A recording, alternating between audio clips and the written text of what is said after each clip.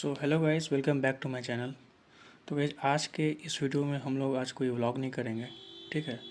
तो मैं आज की इस वीडियो में अपने मेरे जो पास्ट एक्सपीरियंस जो भी रहा है, मेरा जो 1 डेढ़ साल का जो भी प्रिपरेशन फेज़ जो रहा है, उसमें जो मेरे को लगा कि पॉलिटी के क्वेश्चंस में जो सबसे मेन मेन टॉपिक्स कहाँ से क्वेश्चन यूपीएससी में आते हैं, उनके बारे में मैं आपको आज बताऊँगा, ठीक है। तो चलिए स्टार्ट करते हैं। अब मेरे को मैं ये मान के चल रहा हूँ कि आप सभी के पास जो भी प्रिपरेशन कर रहे हैं, या यूपीएससी का हो या बीपीएससी का प्रिपरेशन कर रहे हो, उन सभी के पास ये ऑब्जेक्टिव पॉलिटी होगा, ठीक है। और लक्ष्मीकांत का इंडियन पॉलिटी भी होगा, और साथ ही साथ ये जो दिशा पब्लिकेशन का 25 ईयर्स आईएएस और आईपीएस प्रीलिम्स का जो होता है पीवाईक्यू, वो भी होगा, ठीक है।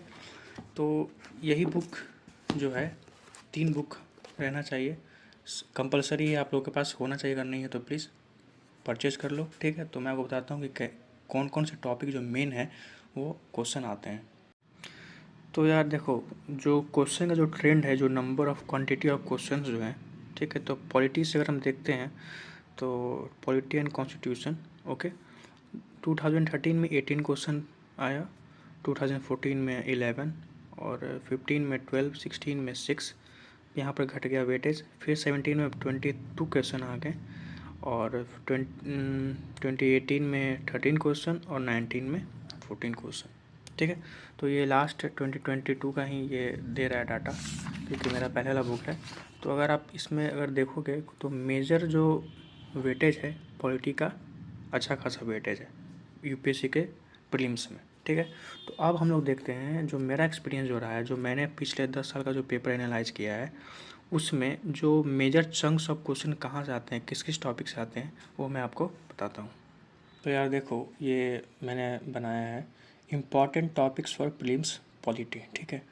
तो सबसे जो मेन जो मेजर चंक्स ऑफ क्वेश्चन जो आ रहे हैं पिछले पास्ट 10 या 12 ईयर में, तो हमारा जो टॉपिक मेन इंपॉर्टेंट हो जाता है फंडामेंटल राइट्स, सेंट्रल गवर्नमेंट जो कि आपका अपर हाउस राज्यसभा या लोकसभा, ठीक है, पॉलिटिक के टॉप में चैप्टर में दिया हुआ है।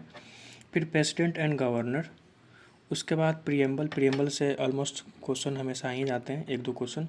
फिर फंडामेंटल ड्यूटीज़, अल्टरनेट ईयर पे आते रहता है इसका क्वेश्चन, ठीक है। तो वो बहुत ही शॉर्ट चैप्टर है, आप लोग ये जो भी है उसको याद कर लो, फंडामेंटल ड्यूटीज़। जुडिशियरी काफ़ी ज़्यादा इंपॉर्टेंट है, सुप्रीम कोर्ट और हाई कोर्ट, जैसे कि सुप्रीम कोर्ट का जुरिस्डिक्शन हो गया, ठीक है।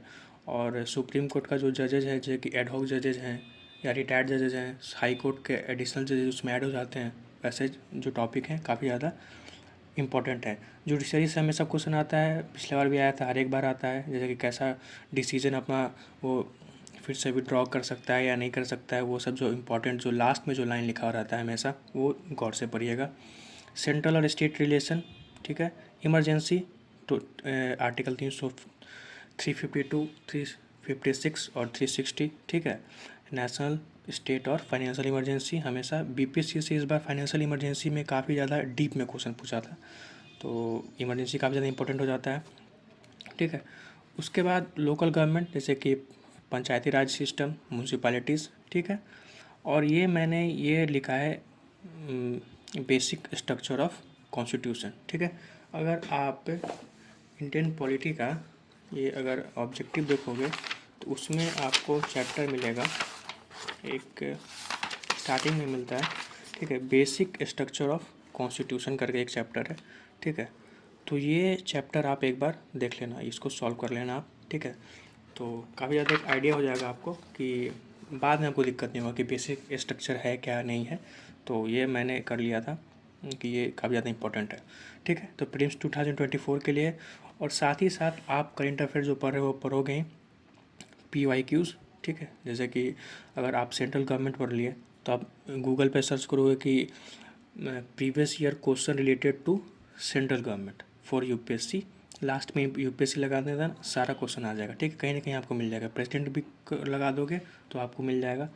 पीवाईक्यूज़ इंपॉर्टेंट है।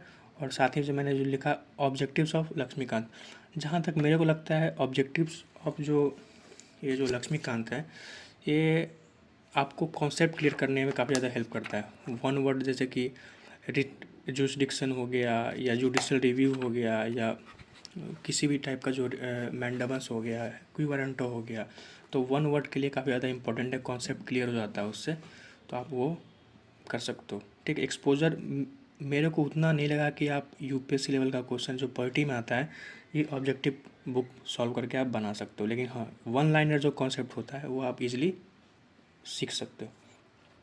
और सबसे अगर टाइम मिले तो PRS इंडिया आप ये सर्च कर लेना। ठीक है, तो वो तो करंट अफेयर्स आपको ऐड हो जाएगा, लेकिन PRS इंडिया अगर आप विजिट करके अगर टाइम मिलता है तो ठीक है, नहीं तो फिर कोई दिक्कत नहीं है। ठीक है, तो देखो मेरे सामने खुला भी हुआ है PRS इंडिया ये वाला, तो ये आप फॉलो कर सकते हो। ठीक है गाइज, तो मैंने आज के वीडियो में बस इतना ही रखा है। जो मेरा पास्ट एक्सपीरियंस रहा है, जो भी 2 साल का जो प्रिपरेशन फेज़ में रहा है अभी, तो उसमें मैंने ये सब चैप्टर नोट किया है। ठीक है, तो आई होप कि आपको ये वीडियो अच्छा लगा होगा, और अच्छा लगा हो तो प्लीज़ शेयर और सब्सक्राइब करना। ठीक है, और नए हो चैनल पे तो प्लीज़ सब्सक्राइब करना। ओके, थैंक यू गाइज, मिलते हैं नेक्स्ट वीडियो में। Till then thank you, bye.